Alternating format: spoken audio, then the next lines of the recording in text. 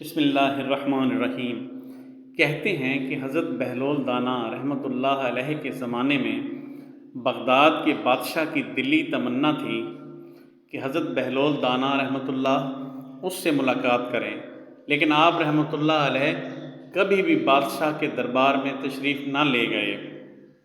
ایک دن یوں ہوا کہ بادشاہ چھت پر بیٹھا تھا کہ اس نے حضرت بہلول دانا رحمۃ اللہ علیہ کو شاہی محل کے قریب سے گزرتے دیکھا۔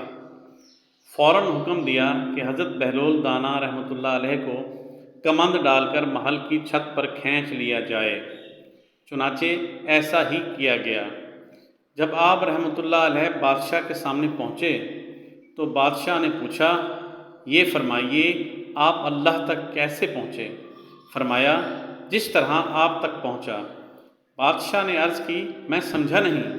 فرمایا، اے بادشاہ، اگر میں خود آپ تک پہنچنا چاہتا تو نہا دھو کر لباس فاخرہ پہن کر دربان کی منتیں کر کے محل کے اندر داخل ہوتا، پھر عرضی پیش کرتا، پھر گھنٹوں انتظار کرتا، پھر بھی ممکن تھا کہ آپ میری درخواست رد کر دیتے، لیکن جب آپ نے خود مجھے بلانا چاہا تو محض کچھ لمحوں میں ہی اپنے سامنے بلا لیا۔